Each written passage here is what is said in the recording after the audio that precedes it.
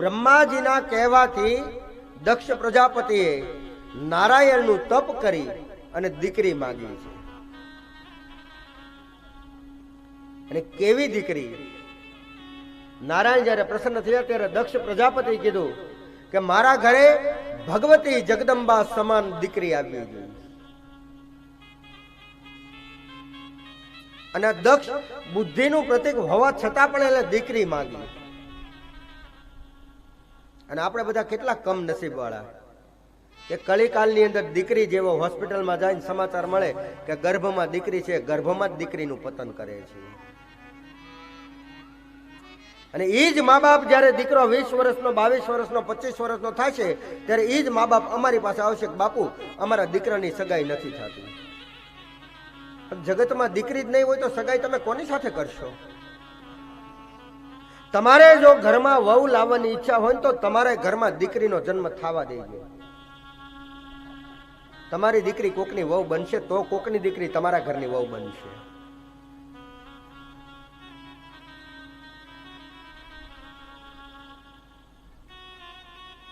અને દીકરીઓ કોને? મને તો એ સમજાતું નથી ખરેખર. હું ઘણી વખત એમ કહું કે આ બધા દીકરીઓ નામથી ડરે છે. શા માટે? સ્વાભાવિક છે કે આપણા ઘરે દીકરીનો જન્મ થાય એટલે આપણે એ બધી પેલામાં હોય.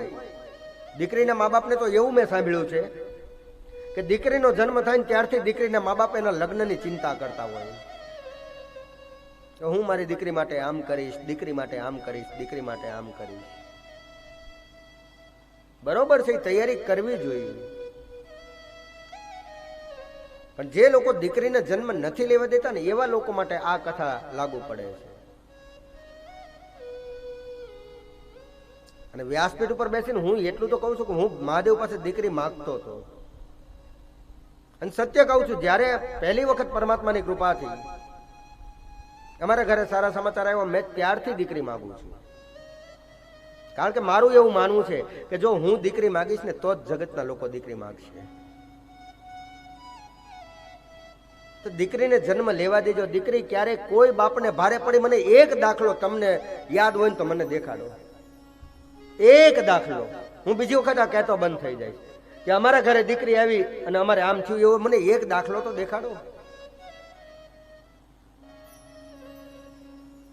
અને અમુક લોકોને તો મેં એવા કહેતા સાંભળ્યા છે, ભગવાન બચાવે આવા લોકોથી. મેં મારા કાને મેં સાંભળેલું છે કે બાપુ દીકરી સાપનો ભારો છે. આવા શબ્દ મેં સાંભળ્યા, સાપનો ભારો. અરે મૂર્ખાવ, વ્યાસપીઠ ઉપરથી મારે તમને કેવું છે, દીકરી સાપનો ભારો નથી, દીકરી તુલસીનો ક્યારો છે. ભલા માણસ, તમારા ઘરે દીકરી તુલસીનો ક્યારો છે. અને જે ઘરમાં દીકરી હશે ને એ તો એના બાપને જ ખબર હોય કે એને કેટલો આનંદ હોય. દીકરી મારી લાડકવાઈ,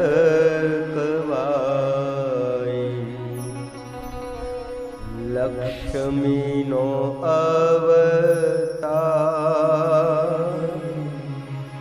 એ સુવે તો રાત પડે, જાગે તો સવાર. દીકરી મારી લાડકવાઈ,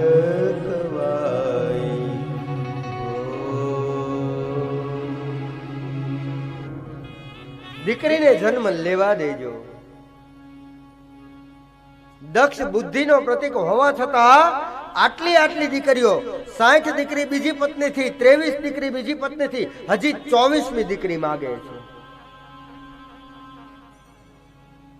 અને ભગવતી જગદંબા જેવી દીકરી માગે. નારાયણ પ્રસન્ન થયા, આશીર્વાદ આપ્યા છે. પણ આશીર્વાદ આપ્યા પછી ખબર પડી કે જગદંબા જેવી તો દીકરી બીજી કોઈ હોય જ નહીં ને.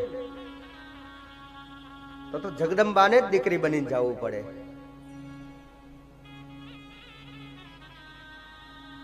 નારાયણે વિનંતી કરી, માં ભવાની આદિશક્તિ, હે માં દરબારી, આદિશક્તિને પ્રાર્થના કરી કે હે માં, હવે દક્ષના ઘરે તમારે દીકરી બનીને જવાનું. અને આપણા ઘરે દીકરી આવે ને ત્યારે કેવું મગાય. અને મારી નજરમાં તો દરેક દીકરી જગદંબા જ હોય.